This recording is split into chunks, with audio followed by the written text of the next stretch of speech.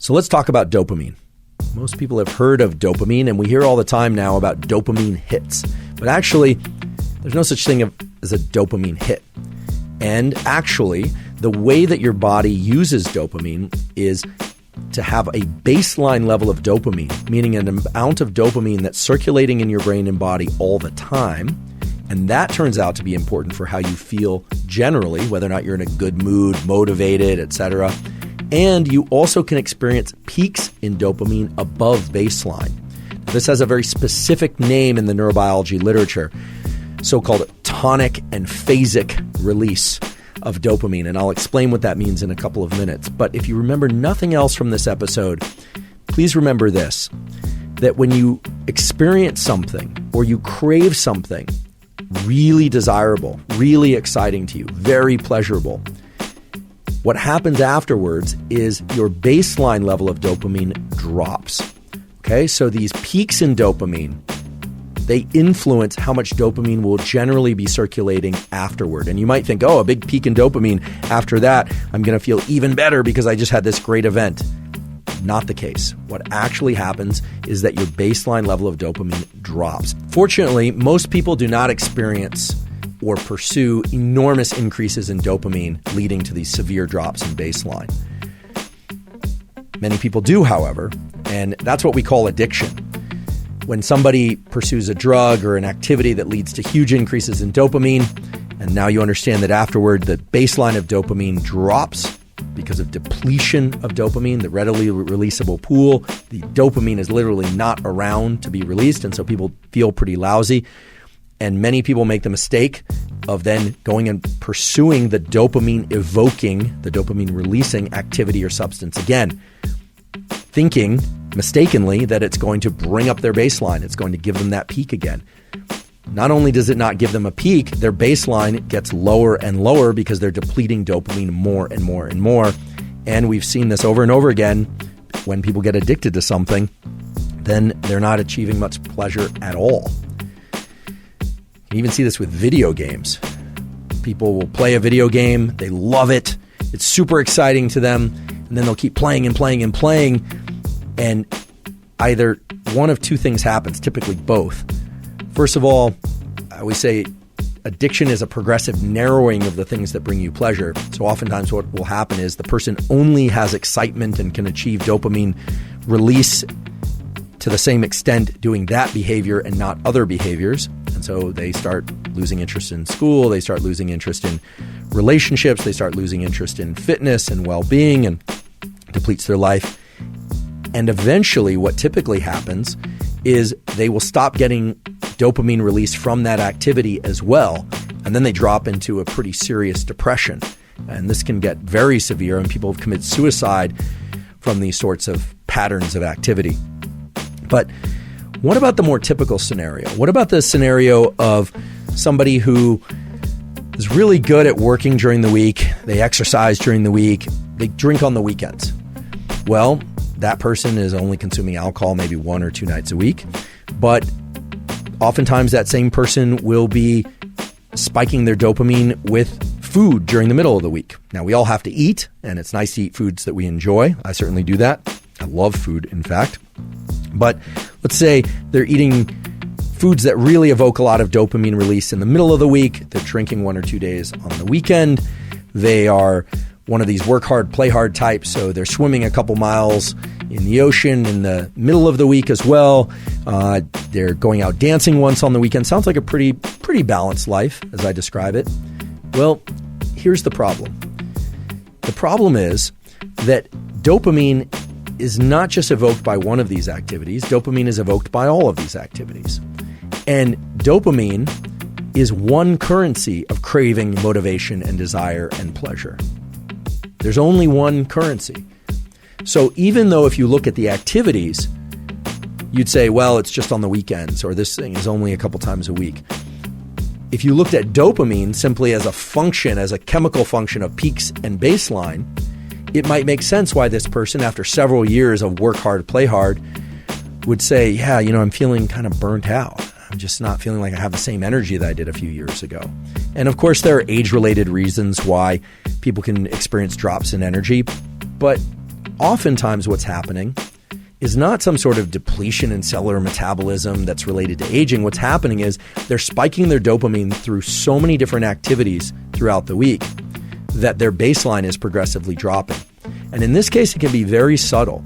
It can be very, very subtle. And that's actually a very sinister function of dopamine, we could say, which is that it can often drop in imperceptible ways, but then once it reaches a threshold of low dopamine, you just feel like, we can't really get pleasure from anything anymore. What used to work doesn't work anymore. So it starts to look a lot like the more severe addictions or the more acute addictions to things like cocaine and amphetamine, which lead to these big increases, these big spikes in dopamine, and then these very severe drops in the baseline.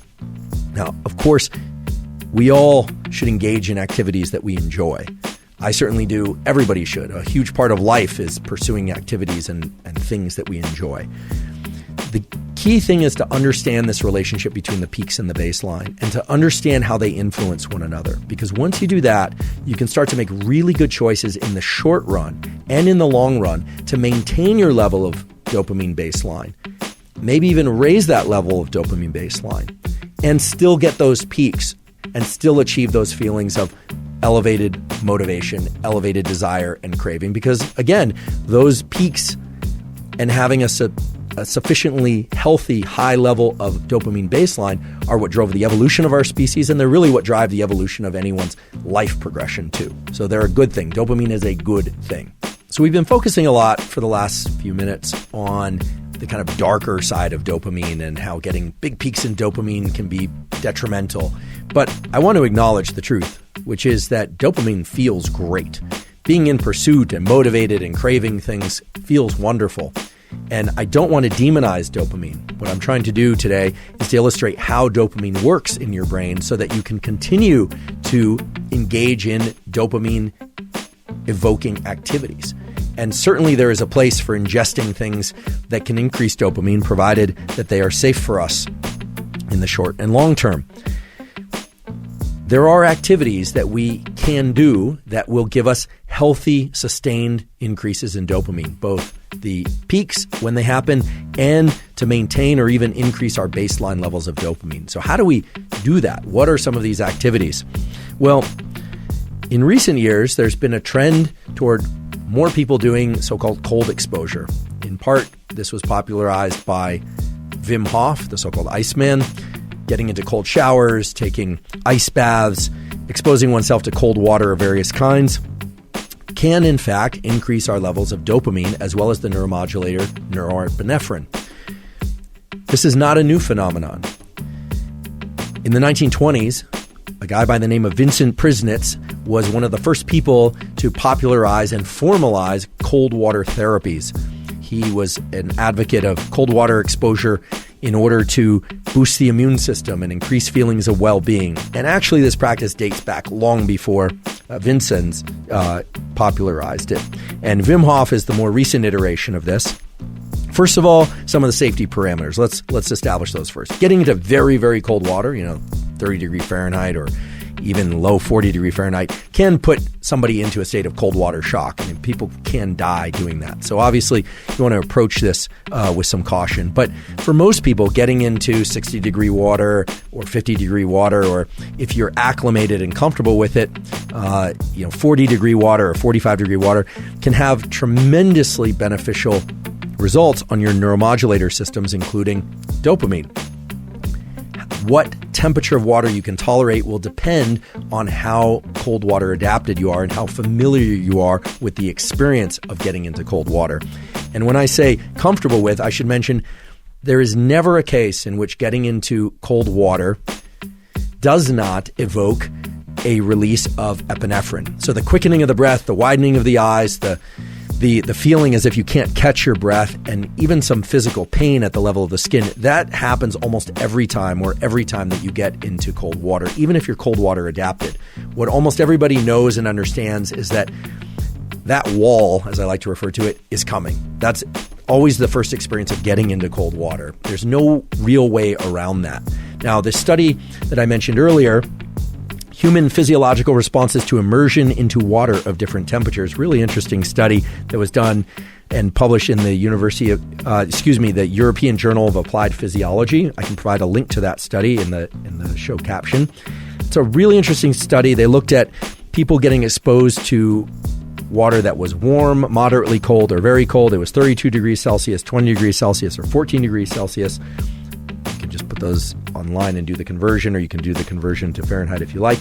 But in any case, what they looked at were the concentrations of things like epinephrine and dopamine and so on. And what they found was really interesting. First of all, upon getting into cold water, the changes in adrenaline and noradrenaline, epinephrine and norepinephrine, were immediate and fast, and these were huge increases. So that's the getting into the cold water that everybody experiences, these huge increases in adrenaline. But then what was interesting is they observed that dopamine levels started to rise somewhat slowly and then continued to rise and reach levels as high as 2.5 times above baseline. That's a remarkably high increase. Remember, if we go back to our examples of chocolate, sex, a doubling above baseline, nicotine, 2.5 times above baseline, cocaine, the increase in dopamine from cold water exposure of this kind was comparable to what one sees from cocaine, except in this case, it wasn't a rise and crash. It was actually a sustained rise in dopamine that took a very long time, up to 3 hours, to come back down to baseline, which is really remarkable. And I think this explains some of the positive mental and physical effects that people report subjectively after doing cold water exposure.